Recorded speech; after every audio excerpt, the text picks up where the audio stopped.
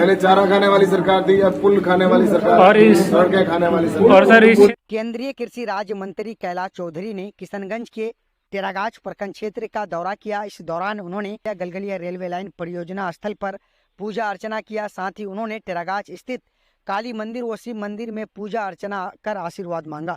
उन्होंने किसानों के संग संवाद कर केंद्रीय योजनाओं एवं उपलब्धियों से किसानों को अवगत करवाया।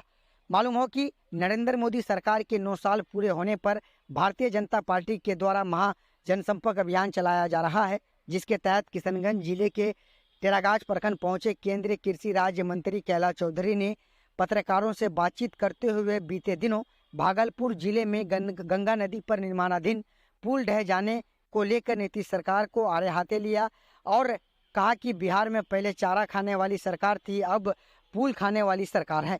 यूरिया डीएपी के टाइम के अंदर ही कालाबाजारी करने वाले ये लोग हैं, होते हुए भी दूसरे देशों के अंदर जा रही थी। इसलिए ये राज्य सरकार का, एग्रीकल्चर का पूर्ण रूप से विषय राज्य सरकार का होता है। लेकिन राज्य सरकार जहाँ अच्छा काम करती है, जिस स्टेट के अंदर राज्य सरकार अच्छा करती है, तो वहाँ के किसानों के लिए भारत सरकार की योजना का ज्यादा लाभ मिलता है।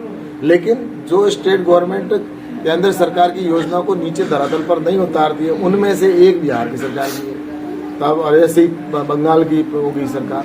तो ये लोग हैं जो जानबूझकर इस तरह से किसानों के साथ कर रहे हैं। लेकिन नरेंद्र मोदी जी की डायरेक्ट स्कीमें है, चाहे वो एफपीओ है, एग्रीकल्चर इंफ्रास्ट्रक्चर फंड है या किसान सम्मान निधि का है, उसमें कहीं पर भी कोई कोताही नहीं बरती जा रही है। राजस्थान या बिहार की जो सरकार है वो कागजों में ही चलती है, भ्रष्टाचार कर रही है। अभी तो पुल के अंदर भी और सर पहले चारा खाने वाली सरकार थी, अब पुल खाने वाली सरकार और इस सड़कें खाने वाली सरकार। और सर उन्होंने राज्य सरकार पर केंद्रीय योजनाओं को सही तरीके से लागू नहीं करने का आरोप लगाते हुए कहा कि जानबूझकर केंद्रीय योजनाओं पर अड़ंगा लगाया जाता है। एमएसपी पर खरीद की जवाबदेही राज्य सरकार की है, सिर्फ केंद्र सरकार को स्वीकृति ही प्रदान करना है।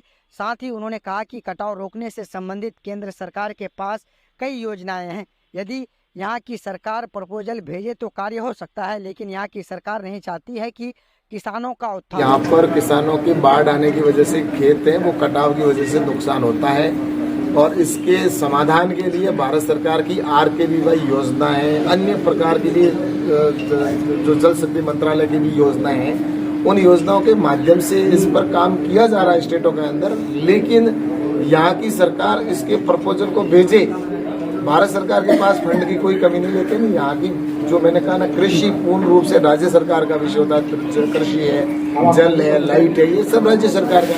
तो बिहार सरकार बदलेगी, डबल इंजन की सरकार बनेगी, तो हम निश्चित रूप से इसका समाधान करेंगे। लेकिन यहाँ की सरकार नहीं चाहती किसान का कल्याण। वहीं विधान पार्षद सह सचेतक विरोधी दल डॉक्टर दिलीप कुमार जायसवाल ने सरकार पर अफसरशाही के हावी होने का आरोप लगाते हुए कहा कि राज्य सरकार विकलांग हो चुकी है और अधिकारी सरकार को चला रहे हैं।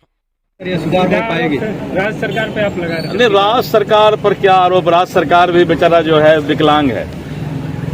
जो पंचायती राज मंत्री हैं वो बोलते हैं हमारा अफसर बात ही नहीं मानता है। अफसरशाही है, सीओ का राज है, म्यूटेशन कराइए पैसा दीजिए, बीडीओ का राज है, मनरेगा में 40% कमीशन दीजिए। ये कोई सरकार नहीं, मतलब ये अफसरशाही इतना हावी हो गया है कि कोई भी सरकार बने अफसर सरकार चला रहा है। अफसरों की सरकार। एग्जीक्यूटिव इंजीनियर को रोड बनाना है तो जब तक 20% कमीशन नहीं दीजिएगा रोड नहीं बनेगा।